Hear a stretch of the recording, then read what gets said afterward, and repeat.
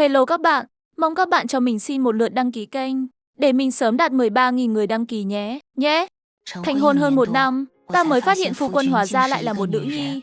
Khi vừa biết được bí mật này, ta đã vô cùng chấn động, nhưng rất nhanh sau đó, ta đã bình tâm trở lại. Nữ nhi thì đã sao chứ? Người đã đưa ta vào nơi vinh hoa phú quý này, ta vốn dĩ chẳng hề có ý định rời đi. Năm ta 8 tuổi, sau khi mẫu thân qua đời, phụ thân đã cười kể mẫu. Nhưng mẹ kế lại vô cùng ghét bỏ ta, đặc biệt là sau khi bà ta sinh được con trai thì lại càng biến tướng, quá quát hơn. Đối với ta, bà ta không đánh thì cũng mắng. Có sự là tâm trí của phụ thân đều dồn hết vào đứa con trai. Đối với những chuyện này, ông ấy cũng chỉ nhắm mắt làm ngơ. Việc thiếu dinh dưỡng trong thời gian dài khiến vóc dáng của ta trở nên vô cùng gầy guộc, mảnh mai. Khi đứng cùng đệ đệ, sự khác biệt lại càng lộ rõ. Mẹ kế để tránh người ngoài lời ra tiếng vào, đã dứt khoát giam lỏng ta ở hậu viện, không cho phép ra ngoài. Về điều này, phụ thân vẫn luôn lựa chọn giữ im lặng. Năm ta 18 tuổi, cựu cừu bỗng nhiên đến tìm phụ thân, nói rằng ngoại tổ phụ năm xưa đã định cho ta một hôn ước từ bé, cho đến tận khi mặc vào giá y, đội lên khăn voan đỏ.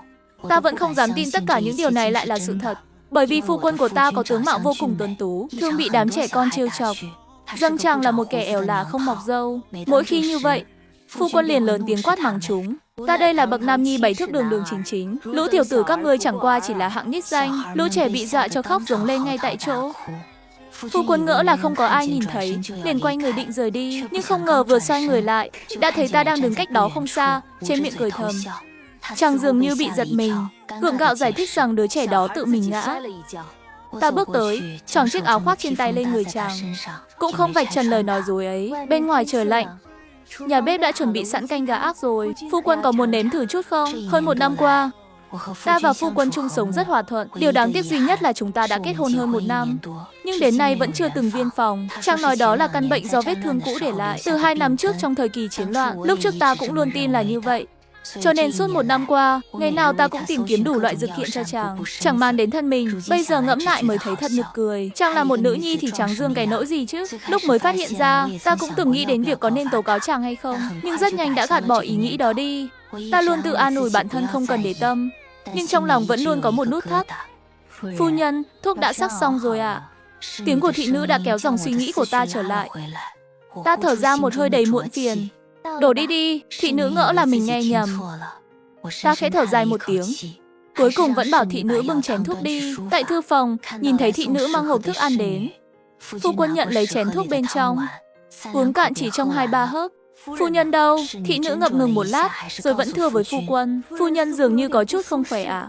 Thẩm Mặc do dự một hồi, rồi mới gật đầu ra hiệu đã biết. Ta nhìn thời tiết bên ngoài vô cùng tươi đẹp. Nếu là trước kia, ta nhất định sẽ luôn bám lấy phu quân. Nhưng lúc này, ta chỉ muốn ở trong phòng thẫn thờ để bình tâm lại. Đến bữa tiệc tối, ta thực sự chẳng có chút khẩu vị nào. Phu quân cứ chốc chốc lại nhìn về phía ta. Ta tự nhiên cảm nhận được ánh mắt của chàng, nhưng lại cứ vờ như không thấy. Phụ thân, mẫu thân, y thân thể có chút không khỏe. Nhi tử xin phép đưa nàng về phòng trước. Sau khi trở về phòng, Thẩm Mặc muốn nói gì đó, nhưng nửa ngày trời vẫn không mở miệng được. Ngay vào lúc ta nghĩ hai chúng ta sẽ cứ ngượng ngùng, gượng gạo như thế này cho đến sáng, thì phu quân đã lên tiếng. Hôm nay trong người nàng không thoải mái ở đâu sao? Ta hơi ngẩn người rồi đáp, chỉ là thiếp ngủ không ngon giấc thôi. Thân thể có chút mệt mỏi. Phu quân không cần lo lắng. Vậy thì tốt. Cuộc đối thoại kết thúc, không khí lại rơi vào ngưng động. Nàng nghỉ ngơi trước đi. Lời chàng còn chưa dứt, ta đã trực tiếp cắt ngang. Đêm nay phu quân vẫn muốn đọc sách đến nửa đêm sao? Ta vốn tưởng chàng vẫn sẽ giống như mọi khi, đến thư phòng đọc sách suốt cả đêm. Không ngờ lần này chàng lại ở lại. Thời gian thấm thoát trôi qua vài ngày, thái độ của ta đối với phu quân vẫn cứ lạnh nhạt như cũ, cũng không chủ động sắc dược thiện cho chàng nữa. Lại qua 2 ngày sau, chàng có lẽ thực sự không nhịn nổi nữa. Thời gian trước dược thiện nhà bếp làm rất khá. Không biết là do phòng bếp của chủ nương nào làm vậy. Hóa ra bao lâu nay ta xuống bếp nấu canh vì chàng. Chàng vậy mà luôn nghĩ là do chủ nương làm. Chàng còn định nói thêm gì đó, nhưng đã bị ta trừng mắt một cái khiến nuốt lời ngược vào trong. Lại qua 2 ngày nữa, thị nữ thần thần bì bì nói với ta rằng phu quân muốn đưa ta đến một nơi rất tuyệt. Bề ngoài ta tỏ vẻ không mấy bận tâm, nhưng thực chất trong lòng lại âm thầm mong đợi. Ngày hôm sau, dưới sự dẫn dắt của thị nữ, ta ngồi thuyền du ngoạn đi tới Tam Hồ Phường ở phía Nam Thành. Vừa vén rèm lên, một tiếng đàn du dương liền lọt vào tai. Phóng tầm mắt nhìn về phía người đang cày đàn kia, hóa ra lại chính là phu quân. Sinh thần vui vẻ. Ta đứng chết lặng tại chỗ, không biết phải phản ứng ra sao. Một kẻ vốn luôn bị lãng quên như ta, sao lại có người gửi lời chúc phúc đến thế này? Phu quân chậm rãi bước tới, kéo ta đến trước bệ đặt đàn. Nàng có thích không? Tặng cho nàng đó. Giọng nói của ta đã có chút nghẹn ngào. Nhìn thấy ta khóc, chàng có chút cuống quýt. Sao lại khóc rồi? Là vì không thích món quà sinh thần này sao? Chàng nhẹ nhàng lau đi những giọt lệ trên mặt ta. Động tác vô cùng dịu dàng và tràn đầy xót thương. Phải một lúc lâu sau ta mới lấy lại được bình tĩnh. Sụt sùi nói, tạ ơn phu quân. Thiếp rất thích. Chàng rõ ràng đã thở phào nhẹ nhõm một tiếng. Có muốn thử chút âm sắc của đàn không? Dạ được. Khi trở về phủ tướng quân thì trời đã chập choạng tối. Phu quân không đến thư phòng như mọi khi, mà lại nói với ta, xin lỗi nàng Ghi. Trong lòng ta khẽ giật mình. Phu quân nói, ta quả thực không biết. Dược thiện bấy lâu nay đều là do tự tay nàng làm. Khoảnh khắc đó, nỗi uất ức kìm nén bấy lâu trong lòng ta cuối cùng cũng được giải tỏa. Ta không tự chủ được mà thốt lên một câu, phu quân, có thể ống thiếp một cái không? Chàng rõ ràng ngẩn người một lát, không nói lời nào. Ta vốn tưởng rằng chàng sẽ từ chối rồi rời đi. Thì bất chợt, một đôi tay vững chãi đã ôm chặt ta vào một lồng ngực ấm áp. Ngủ đi, chàng khẽ vỗ nhẹ lên lưng ta. Đêm đó, ta gối đầu lên cánh tay chàng, ngắm nhìn dung nhan của chàng. Nhịp tim không tự chủ được mà đập liên hồi. Ta không thể kìm nén tình cảm trong lòng mình được nữa. Khẽ đưa ngón tay chạm nhẹ lên bờ môi chàng. Nữ nhi thì đã làm sao chứ? Chỉ cần thân phận của chàng một ngày chưa bị vạch trần, thì chàng mãi mãi là phu quân của ta. Chỉ là ta không nhìn thấy. Sau khi ta đã ngủ say, phu quân đã lặng lẽ nhìn ta rất lâu. Ngày hôm sau, ta liền nhận được tin phu quân phải đi công vụ ở nơi khác. Đồ đạc của chàng còn không kịp quay về thu dọn, mà trực tiếp bảo tiểu tứ thu xếp rồi gửi qua đó. Trong một tháng này, cứ cách 3 năm ngày ta lại viết một bức thư, nhưng chẳng hiểu sao chàng trước sau vẫn không hề hồi âm. Cho đến tận đêm trước đại thọ của Hoàng Thái Hậu, phu quân mới trở về phủ tướng quân. Chàng giống như biến thành một người khác vậy. Chàng không còn muốn ở chung phòng với ta nữa. Những ngày như thế này kéo dài cho đến ngày đại thọ tuổi 70 của Hoàng Thái Hậu. Trước khi yến tiệc bắt đầu, phu quân đã trò chuyện với một vị công tử áo xanh, vô cùng hợp ý. Hai người nói cười vui vẻ. Mãi đến khi sắp khai tiệc chàng mới bước đến chỗ ta. Ta hỏi phu quân người vừa rồi là ai. Chàng bảo chỉ là một người bạn thuở nhỏ. Người kia dường như cảm nhận được, mỉm cười hướng ánh mắt về phía bên này. Phu quân nhìn thấy vậy cũng mỉm cười đáp lễ. Nhưng ta có thể cảm nhận được, ánh mắt người đó nhìn ta có gì đó rất không bình thường. Yến tiệc diễn ra được một nửa, ta vì đã uống không ít rượu trái cây, bèn bảo cung nữ dẫn đi tìm nơi giải dầu ngoài cung. Đến khi ta trở ra, lại chẳng thấy bóng dáng cung nữ đâu nữa. Ta đành phải lần theo ký ức lúc đến để đi ngược về. Thì chợt nghe thấy phía bên hòn non bộ có tiếng quần áo ma sát, còn có cả tiếng thút thít nghẹn ngào của nữ tử. Né nhìn qua một góc rẽ, cảnh tượng bên trong liền đập vào mắt ta. Chỉ thấy một cung nữ có vóc dáng cao ráo đang giữ chặt cằm của một cung nữ khác có vóc dáng nhỏ nhắn hơn. Gương mặt nàng ta tràn ngập giọng hồng. Tiểu cung nữ phát hiện ra sự xuất hiện của ta, liền hoảng hoảng trương trương bỏ chạy. Còn vị đại cung nữ kia lại chẳng hề có chút biểu cảm xấu hổ nào vì chuyện vừa rồi. Ngược lại còn vô cùng bình thản, chỉ đường cho ta quay trở lại yến tiệc. Khoan đã, ngươi không sợ ta sẽ đem chuyện vừa rồi nói ra ngoài sao? Đại cung nữ khẽ cười không nói, dường như chắc chắn rằng ta sẽ không hé môi. Đến khi ta quay trở lại buổi yến tiệc, lại nhìn thấy vị trí vốn thuộc về mình nay đã có một người khác ngồi vào. Còn phu quân sau khi thấy ta trở về, nụ cười trên môi bỗng chốc tắt ngấm, nét mặt trở nên nghiêm nghị và khẽ nhíu mày. Trái tim ta như bị ai đó bóp nghẹt, đến thở cũng có chút không thông. Lúc ra về, ta và phu quân ngồi chung một cỗ xe ngựa, nhưng hai bên vẫn nhìn nhau không nói nửa lời. Nhìn bóng dáng chàng đi về phía thư phòng, trong lòng ta dâng lên vị chua xót khó kìm nén. Rõ ràng trước khi chàng đi công vụ, mọi chuyện đều vẫn rất tốt đẹp. Ta nhớ lại người đàn ông ở bên cạnh phu quân trong buổi yến tiệc ngày hôm nay. Đến nước này thì mọi chuyện đều đã sáng tỏ rồi. Ta hít một hơi thật sâu, bình ổn lại nỗi lòng đang cuộn sóng. Cứ như vậy đi, tương kính như tân mà sống cả đời thế này cũng tốt. Thành hôn hơn 1 năm, ta mới phát hiện phu quân hóa ra lại là một nữ nhi. Khất cái đã nửa tháng trôi qua, thời tiết bắt đầu chuyển lạnh. Ta theo bà cô lên chùa Kim Quốc dâng hương cầu phúc. Có lẽ vì trong lòng cảm thấy có lỗi, bà cô đối xử với ta còn tốt hơn cả con gái ruột. Điều này khiến các vị tiểu thư thế gia khác sinh lòng đố kỵ. Họ rêu rao rằng ta là kẻ hay ghen tuông. Thành hôn 1-2 năm rồi mà một mụn con cũng không sinh nổi, lại còn không chịu nạp thiếp cho phu quân. Họ còn bảo ta kiêu căng ngang ngược, khiến phu quân tức giận tới mức phải chia phòng mà ngủ, sớm muộn gì cũng bị hưu thê. Ta đem những lời đồn thổi này kể lại trước mặt bà cô, khóc lóc thút thít một hồi. Bà cô trực tiếp lấy chiếc vòng tay tử kim, bảo bối của mình ra đeo cho ta, lại còn đặc biệt dẫn ta dạo quanh chùa để khuây khỏa. Nhưng ngay tại chùa Kim Quốc này, ta lại bắt gặp vị đại cung nữ từng có duyên gặp mặt một lần kia. Sao ngươi lại ở nơi này? Ta vì sao ở đây không quan trọng. Chi bằng phu nhân hãy tự hỏi phu quân của mình, và vị thanh mai trúc mã của chàng ta sao lại ở đây kìa. Ta nhìn theo hướng ngón tay nàng ta chỉ, vậy mà lại thấy phu quân đang cùng một vị công tử áo xanh đứng trong chiếc đình ở phía xa. Hai người họ đứng sát bên nhau. Vị công tử áo xanh kia còn đem chiếc áo khoác trên người mình choàng lên vai phu quân. Ta quay người đi, không muốn nhìn thêm cảnh tượng gai mắt này nữa. Đại cung nữ lại lạnh lùng cười nói, quả không hổ danh là thanh mai trúc mã. Ta vô cùng tức giận chỉ trích nàng ta. Đừng nói năng cản rỡ cái gì mà thanh mai trúc mã chứ. Phu quân và huynh ấy đều là nam tử. Nào ngờ đại cung nữ lại bảo, trong cung thường có chuyện nữ tử đối thực, mà chốn đại quan quý tộc tử khác cũng có đoạn tụ chi hảo. Lời của nàng ta đã đâm trúng chỗ đau của ta. Ta không muốn đối có nữa, dào bước nhanh rời khỏi nơi này. Trên đường quay về, khung cảnh nam tử áo xanh choàng áo cho phu quân lúc nãy cứ tái hiện trong tâm trí ta hết lần này đến lần khác. Trong lòng đắng chát khôn nguôi. Trên đời này làm gì có nhiều đoạn tụ với đối thực đến thế chứ. Hơn nữa phu quân của ta vốn dĩ là một nữ nhi. Nam nữ ái mộ vốn là lẽ thường tình. Vậy ta rốt cuộc được tính là gì đây? Ta càng nghĩ lại càng rối bời, đến mức đi lầm đường lạc lối, cứ thế bước sâu vào trong núi thẳm. Đến khi ta sực tỉnh hồn lại thì đã không biết mình đang ở phương nào. Ta cố sức tìm đường trở ra, nhưng cảnh vật xung quanh lại càng lúc càng xa lạ. Trời mỗi lúc một tối dần. Ta hoàn toàn hoảng loạn, nước mắt không thể kìm nén được nữa mà lã chã tuôn rơi. Màn đêm đã bao trùm hoàn toàn, gió lạnh thấu xương. Phía xa xa chốc chốc lại vọng lại tiếng gầm rú của dã thú. Đến khi ta mở mắt ra lần nữa thì đã thấy một khung cảnh quen thuộc, nhưng ý thức vẫn còn chút mơ màng. Thế tử phu nhân tỉnh rồi. Một gương mặt quen thuộc hiện lên trong tầm mắt ta. Nàng cảm thấy thế nào rồi? Trong người có chỗ nào không thoải mái sao? Phu quân, mọi nỗi uất ức, lo sợ và kinh hoàng trong lòng ta phút chốc bùng nổ. Ta nhào vào lòng chàng. Thiếp cứ tưởng sẽ không bao giờ được gặp lại chàng nữa. Chàng ôm lấy ta vào lòng, khẽ giọng an ủi. Hai tay vòng qua ông ta rất chặt, khiến ta có cảm giác rằng mình vô cùng quan trọng đối với chàng. Ta tựa vào ngực chàng, nghe thấy tiếng tim đập thình thịch như tiếng trống vang. Đây là phu quân của ta, chỉ có thể là của một mình ta. Khi tỉnh lại lần nữa, trời đã chập choạng tối. Phu quân tay bưng chén thuốc bốc khói, lời nói vô cùng dịu dàng và chu đáo. Ngoan, uống thuốc đi nào. Ta ngoan ngoãn đón lấy chén thuốc, níu một hơi uống cạn sạch. Vị đắng chát tức thì tràn ngập khắp khoang miệng. Ngay sau đó, một viên mứt ngọt được đưa đến bên môi. Ta không mảy may suy nghĩ, liền há miệng ngậm lấy, vô tình chạm phải ngón tay của phu quân. Sắc mặt phu quân có chút thay đổi nhẹ.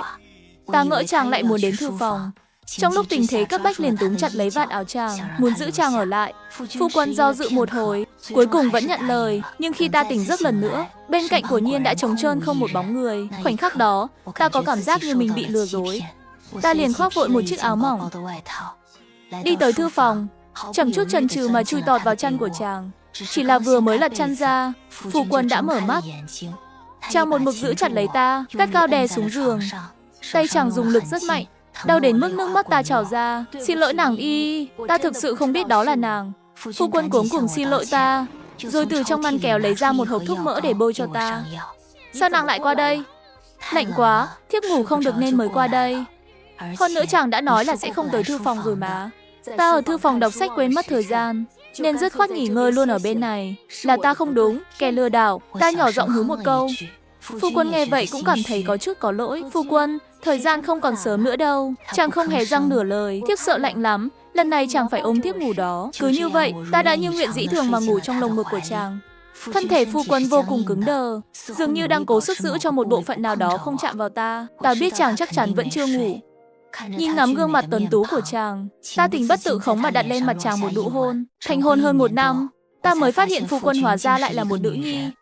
Kể từ ngày hôm đó, chúng ta liền danh chính ngôn thuận ngủ cùng một giường. Chàng từ chỗ ban đầu toàn thân cứng đờ cho đến lúc dần dần thích nghi. Rồi về sau khi đã ngủ say, chàng còn theo bản năng ôm chặt ta vào lòng. Mỗi khi đến lúc này, ta sẽ thừa dịp chàng đang say giấc, lén lút in một nụ hôn lên má chàng.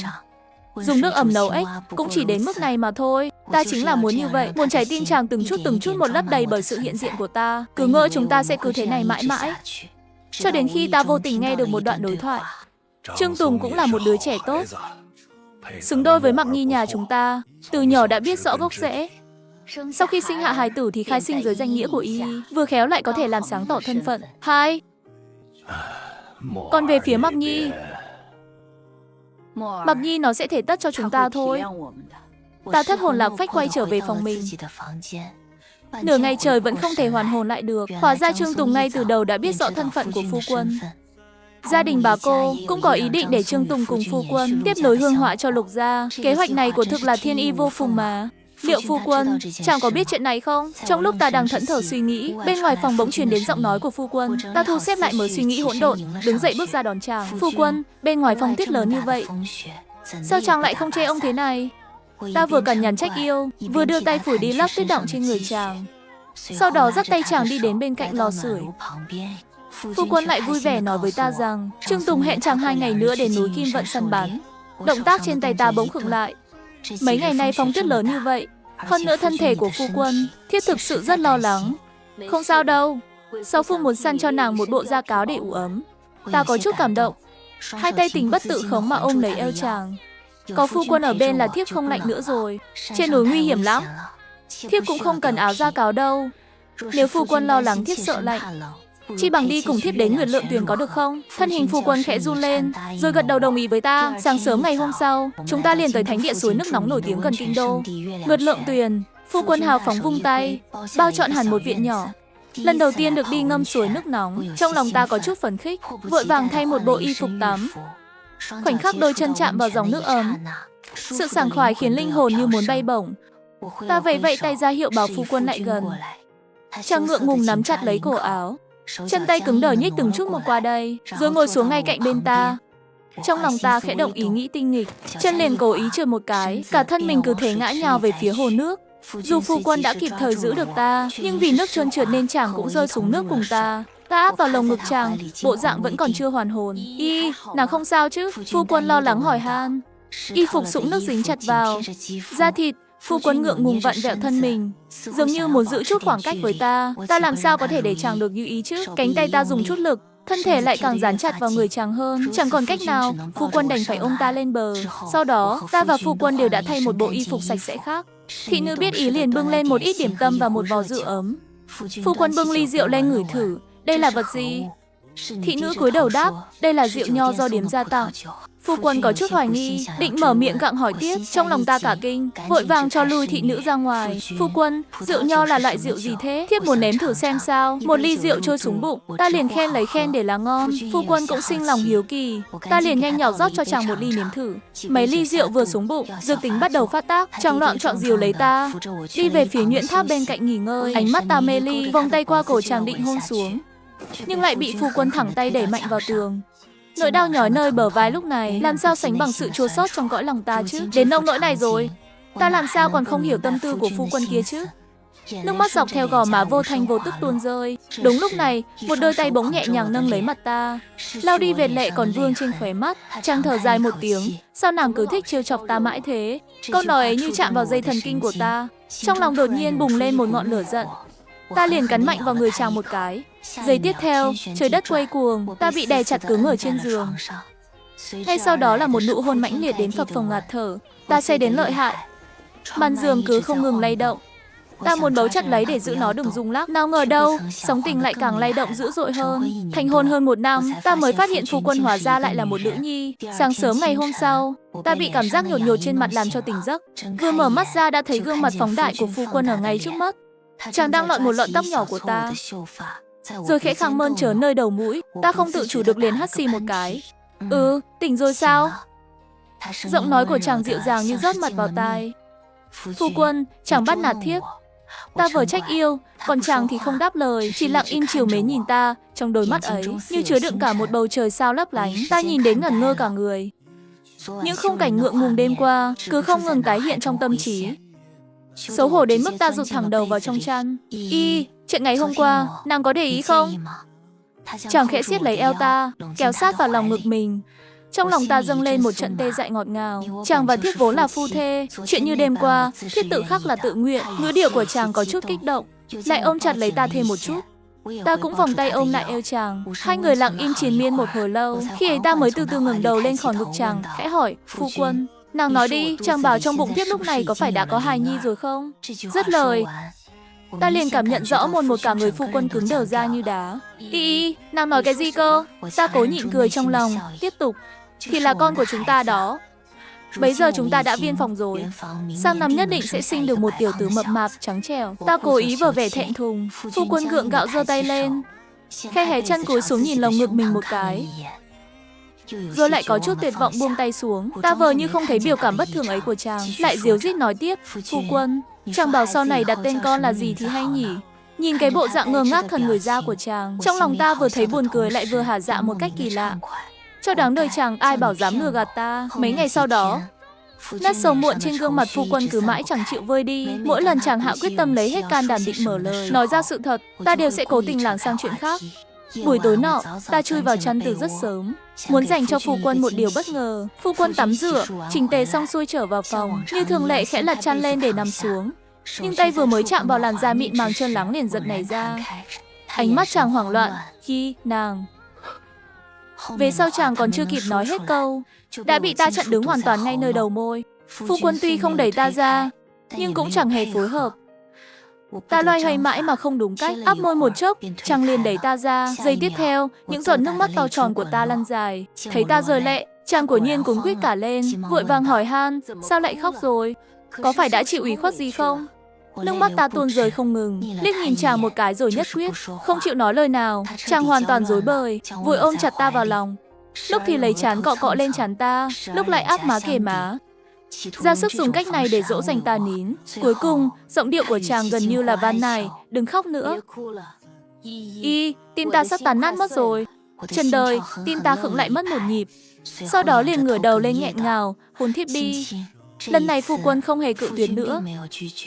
Chàng đặt một nụ hôn thật sâu lên lòng bàn tay ta. Chẳng biết đã trôi qua bao lâu, ta nằm sấp trong lòng ngực chàng, hai trái tim khít khao áp chặt.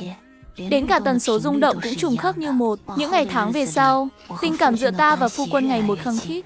Chàng đã bắt đầu dần dần chấp nhận và đem lòng yêu thích những cử chỉ thân mật ấy. Mỗi khi màn đêm buông xuống, chúng ta lại triền miên không dứt, cứ ngỡ sẽ chẳng một ai phát hiện ra bí mật giữa hai đứa. Nào ngờ bà cô lại sai người gọi ta đến hỏi chuyện. Sắc mặt bà âm trầm, không còn vẻ hiền hậu dễ mến như ngày trước nữa. Sáng ngày hôm sau tỉnh dậy, ta bàng hoàng nhận ra bản thân đã bị nhốt trong căn phòng tối của một ngôi chùa. Cứ thế mà bị giam lỏng suốt 3 ngày, mỗi ngày đều có người mang cơm nước vào. Họ đưa gì thì ta liền ăn nấy. Đợi đến lúc phu quân tới, tuyệt đối không thể để chàng thấy ta bị gầy đi. Đến ngày thứ 3, cánh cửa phòng được mở ra. Trong lòng ta vui mừng khôn xiết, vội rảo bước lao ra cửa. Chẳng thể ngờ, người mở cửa lại là một kẻ nửa quen nửa lạ. Trương Tùng cũng chẳng buồn nói lời khách sáo, nàng gớm thật đấy. Dám xoay người khác như trong chóng trong lòng bàn tay. Lúc này đây, ta vẫn chưa hiểu ý hắn muốn nói là gì. Nàng thừa biết thân phận thực sự của người ta, vậy mà vẫn dùng danh nghĩa nữ nhi tình thâm để quyến rũ. Chuyện này của thực khiến Trương Mưu ta phải bái phục. Ta khinh bỉ lên tiếng. Phu quân đối đãi với ngươi như huynh đệ, vậy mà ngươi lại ôm thứ tâm tư bẩn thỉu đó với ngươi. Nàng thì hiểu cái gì? Ta và muội ấy có tình nghĩa thanh mai trúc mã, nam hoàn nữ ái là lẽ đương nhiên. Tất cả chuyện này cũng là vì nghĩ cho huyết mạch của tướng quân phủ. Vậy sao? Bao gồm cả việc các người âm mưu chuốc thuốc để ép người mang thai sao? Ta trực tiếp vạch trần bộ mặt thật của hắn. Đồ tiểu nhân hiểm độc, đạo đức giả. Phải, ta chính là đạo đức giả đó. Để có được muội ấy, ta có thể không từ bất kỳ thủ đoạn nào. Nàng thử nói xem, nếu như thân phận của muội ấy bị bại lộ thì sẽ thế nào? Là sẽ bị tịch thu tài sản, chu di cửu tộc, hay là sẽ bị lão hoàng đế nạp vào hậu cung đây? Ngươi dám? Nghe thấy lời đe dọa như vậy, trong lòng ta vô cùng tức giận. Dám hay không, hoàn toàn phụ thuộc vào việc cô nương đây có phối hợp hay không thôi. Lúc này, dù trong lòng có vạn phần không cam chịu, nhưng vì an nguy của phu quân, ta chỉ đành chọn cách thỏa hiệp. Thành hôn hơn 1 năm, ta mới phát hiện phu quân hóa ra lại là một nữ nhi. Ngày hôm sau, ta chuyển vào một viện lạc chuyên dành cho hướng khách lưu trú. Nào ngờ ngay ngày hôm đó, phu quân đã vội vã đuổi theo tới nơi. Ta đến đón nàng về nhà đây. Giọng nói của người vô cùng dịu dàng. Người làm sao thế này? Ta xót xa đưa tay áp lên gò má của người. Không sao đâu, ta không cẩn thận va phải cạnh giường thôi. Nhưng ta thừa hiểu, vết thương của phu quân rõ ràng là làn roi để lại sau khi bị vật gì đó quất vào. Chúng ta mau về nhà thôi. Người nắm chặt lấy tay ta trong lòng bàn tay, vừa ấm xoa bóp vừa khẽ hà hơi sưởi ấm. Thầm mặc, có lẽ chúng ta thực sự không nên ở bên nhau. Lần đầu tiên ta gọi thẳng cả họ lẫn tên của người.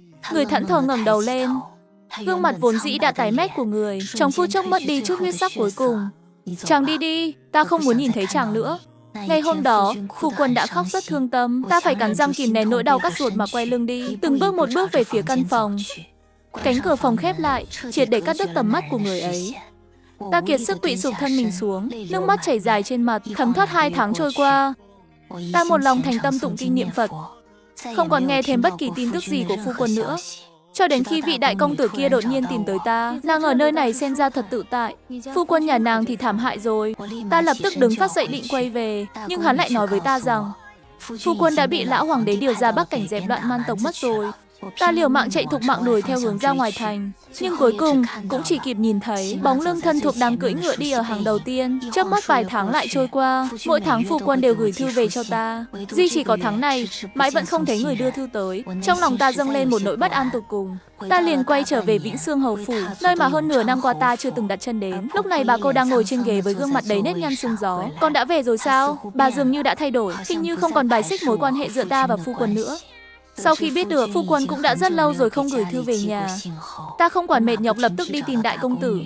Khi biết ta định một thân một mình đi lên Bắc cảnh để tìm phu quân, hắn liền thốt lên, nàng điên rồi. Thấy ta quỳ mãi quyết không chịu đứng lên, hắn vội nói, nàng yên tâm đi, mạng của tên đó lớn lắm, chắc chắn sẽ không có chuyện gì đâu. Ta vẫn giữ im lặng, quỳ sụp ở đó. Tẩu tử, xem như ta cầu xin nàng đấy, nàng đứng lên trước đã được không? Nếu để huynh ấy biết nàng quỳ lại ta, huynh ấy chắc chắn sẽ lột một tầng da của ta mất. Người này và phu quân của Nhiên có mối quan hệ không hề tầm thường. Sau đó đại công tử liên tục cam đoan với ta rằng phu quân tuyệt đối sẽ không xảy ra chuyện gì, nhưng trong lòng ta vẫn ngập tràn lo lắng.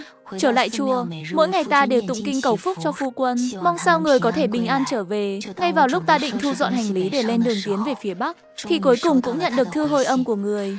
Tuy chỉ có vỏn vẹn một câu, nhưng lại khiến tảng đá đè nặng trong lòng ta bấy lâu nay được hạ xuống. Đêm ấy, ta ngủ rất chập chờn, mơ màng luôn cảm thấy có ai đó vừa bước vào phòng mình. Nỗi lo sợ hãi hùng cùng bao ủy khuất suốt nhiều ngày qua của ta, trong phút chốc thảy đều hóa thành nước mắt mà trào ra ngoài. Đồ tôi, chàng là đồ tôi. Ta nhào vào lòng ngực người, liều mạng đấm thụi vào người chàng. Chàng cứ để mặc cho ta đánh mắng, dẫu cho vết thương cũ có nứt ra cũng chẳng hề đánh trả. Nhìn thấy vậy, ta lại chẳng xót xa sao, nước mắt ta cứ lã chã rơi. Phu quân lại ôm chặt lấy ta ôm nhu nói, vết thương đau quá, phải có y hôn nhẹ một cái mới lành được. Gương mặt ta tràn đầy vẻ thẹn thùng, nhưng cuối cùng vẫn chiều theo ý nguyện của người. Sáng sớm ngày hôm sau, phu quân lại đang mân mê lọn tóc của ta. Cả hai chúng ta đều không nói lời nào, lặng lẽ tận hưởng niềm hạnh phúc dịu dàng sau bao ngày xa cách. Hồi lâu sau, người mới khẽ mở lời, trong thư nàng nói nguyện cùng ta đi đến Bạc Đầu. Liệu có phải là thật không? Ta thẹn quá hóa giận liền đáp, là giả đấy. Chàng đi mà Bạc Đầu dài lão với vị Trương đại ca kia của chàng đi. Trương Tùng kẻ bán nước hại dân đó đã bỏ mạng trong bụng sói rồi. Y không cần phải bận tâm đến hắn nữa. Dứt lời, phu quân lại một lần nữa dịu dàng hỏi ta, nàng có bằng lòng cùng ta đi đến Bạc Đầu không? Ta băn khoăn hỏi người, thế còn bên phía Nghiêm Đường và Nghiêm Phụ thì biết ăn nói làm sao đây? Cùng lắm thì lại bị hai người họ đánh cho một trận là được chứ gì. Ta em ấp ngượng ngùng hỏi tiếp, vậy còn chuyện con cái nối dõi của tướng quân phủ thì tính sao? Cứ mặc kệ họ tự đi mà sinh lấy. Từ nay về sau, bất luận là phong ba bão táp thế nào, ta cũng đều sẽ luôn ở bên cạnh chở che cho nàng, mãi mãi như vậy. Vâng, thiếp cũng thế.